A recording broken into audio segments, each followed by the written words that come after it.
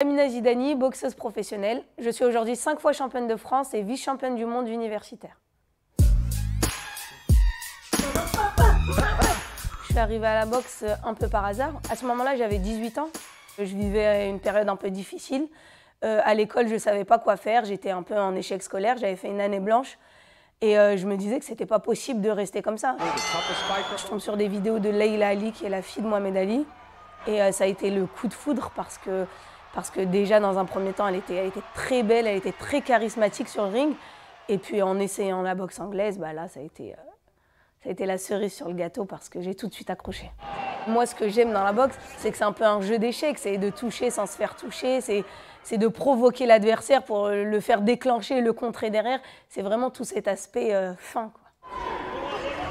C'est inconcevable pour moi de faire du sport comme j'en fais aujourd'hui sans compétition parce que je suis une compétitrice et pour me booster, il faut me donner une date, il faut me donner un objectif et là, je suis instoppable.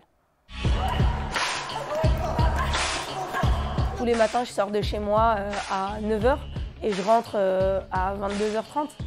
Et donc, c'est beaucoup de sacrifices, mais c'est ça la vie de sportif de haut niveau. C'est ça qui fait la différence entre le champion et le 8e du classement.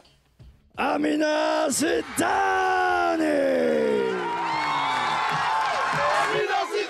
Quand le travail paye, on se dit en fait on ne fait pas tout ça pour rien. Et donc ça donne envie de repartir au charbon pour revenir encore plus fort et gagner encore plus de titres. Jusqu'à vomir! Allez! Allez Amina!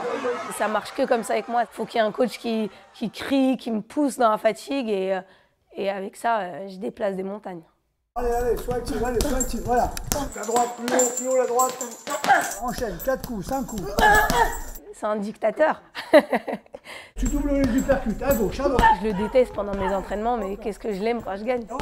Ouais. Jeux Olympiques de Paris, c'est dans 3 ans et c'est l'objectif ultime.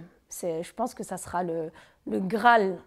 Et là, croyez-moi, je vais pas le rater.